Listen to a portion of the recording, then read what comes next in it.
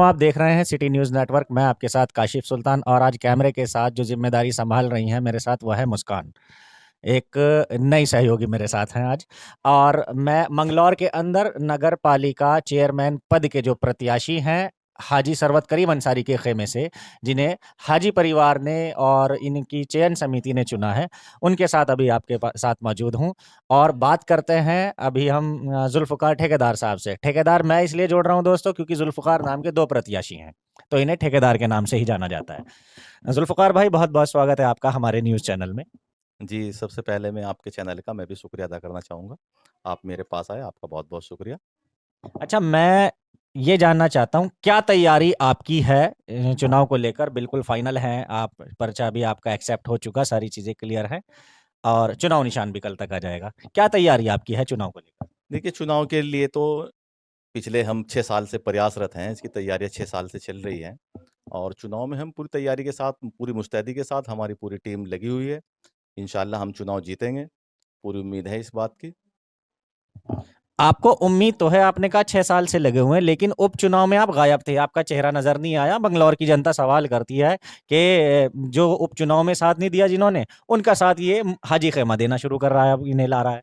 देखिए, 2022 के इलेक्शन में हाजी जी के जो वो थी इलेक्शन की कमान, वो मेरे हाथ में ही थी। मैंने उन्हें बहुत पूरे धन बल के साथ और तन मन धन के साथ पूरा इलेक्शन लड़ाया पूरे हमारी टीम ने और जिता के लाए। उसके बाद भी मैं लगातार सक्रिय हूँ। लोग कहते हैं कि आप पीछे जब 2024 उपचुनाव हुआ आप गायब थे। ऐसा बिल्कुल नहीं है। मैं और मेरी पूरी टीम ने यहाँ पे वोट देने का काम किया है हाजी परिवार को और ये हमारी बदकिस्मती है कि वो उसका रिज़ल्ट कुछ भी रहा। लेकिन मैं और हमारी टीम ने यहाँ पे वोट डाला है और काम किया है। बाकी जो हमारी पूरी टीम थी वो सब लगातार लगी हुई थी। अच्छा, ऐसा क्यों कहा जा रहा है कि जुल्फ़िकार ठेकेदार साहब तो अपने लोगों को लेके बागों में थे, वो तो थे ही नहीं यहाँ? ऐसा मतलब कैसे आई आपकी टीम, आप आए कैसे, किस तरह से आए? देखिए, ये तो हमारे पास अपने संसाधन हैं, उन संसाधनों के द्वारा हम यहाँ पे पहुँचे हैं अपनी पूरी जितने भी हमारे वर्कर थे उनको लेके और मैं लगातार सक्रिय रहा हूँ। मैंने कैम्पेनिंग भी की है, दफ्तर पे भी देखा है और वहाँ जहाँ हमारा मेन स्टॉल था मैंगो का जो जहाँ से हम सप्लाई करते हैं, वहाँ पे भी हमने बार-बार मीटिंगें की हैं। वो सबको पता है, हाजी परिवार जानता है।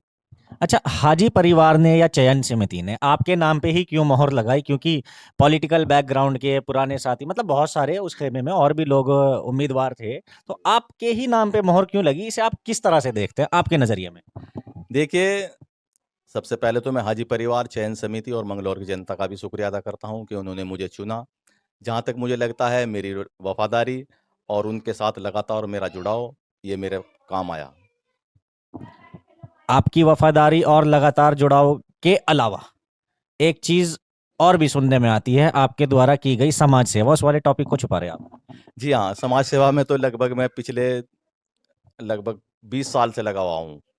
मान लो यहाँ पे जो भी समाज के कार्य हुए, उनमें मैंने बढ़-चढ़ के हिस्से लिया है। 2 इज्तिमा मंगलौर में हुए हैं, उनमें बढ़-चढ़ के हिस्सा लिया है।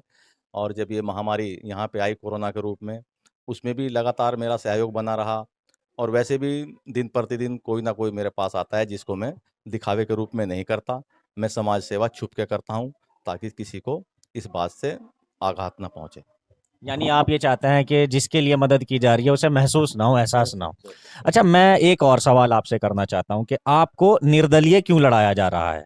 देखिए, हमारी चयन समिति और हाजी परिवार का फैसला है, इसका सम्मान किया गया है। आपको कोई ऐतराज़ नहीं है निर्दलीय लड़ने में? नहीं, नहीं, कोई ऐतराज़ नहीं। हमने 2000 जो 18 नगर पालिका चुनाव था, वो भी हमने निर्दलीय जीता है, तो इसमें कोई ऐतराज़ वाली बात नहीं है। जनता हमारे साथ जुड़ी हुई है और जनता पे हमें पूरा भरोसा है कि वो लगातार हमारे साथ बनी रहेगी। अब सबसे आखिर में एक और सवाल आपसे मैं करता हूँ, एजेंडा क्या है आपका चुनाव में उतरने का? आप अच्छे आदमी हैं, भले इंसान हैं, समाज सेवा करते हैं, पूरा मंगलौर मानता है। जो आपके समर्थन में जुटने वाली भीड़ के मुँह पर एक बात होती है कि बहुत अच्छे आदमी हैं। मैं भी मानता हूँ कि आप बहुत अच्छे आदमी हैं, अल्हम्दुलिल्लाह।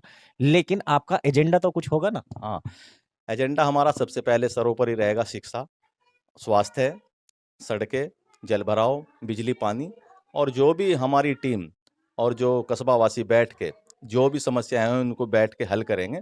जो भी समस्याएँ लोगों के सामने आएँगी, उनको सर्वप्रथम हल किया जाएगा। लोगों के साथ जुड़ के ही समस्याएँ हल होंगी। अपनी तरफ से ज़बरदस्ती कोई भी काम नहीं थोपा जाएगा। अच्छा ज़ुल्फ़िकार भाई, क्योंकि मैं यहाँ एक्टिव रहता हूँ रुड़की से आकर, यहाँ की जनता चाहती है मुझे, मेरे से बात करना चाहती है, वीडियोज़ देखती है मेरी। आप जीत जाएँ, बहुत अच्छी बात है, लेकिन एक बात और मैं आपसे कहूँगा, ये मेरी चेतावनी है कि अगर कोई परेशान हुआ, मैं आपके दरवाज़े पे धरना दूँगा उन लोगों के साथ। देखिए, मैंने आपसे कहा है जो भी काम होंगे, जनता से मिल बैठ के उनकी समस्याएँ हल की जाएँगी।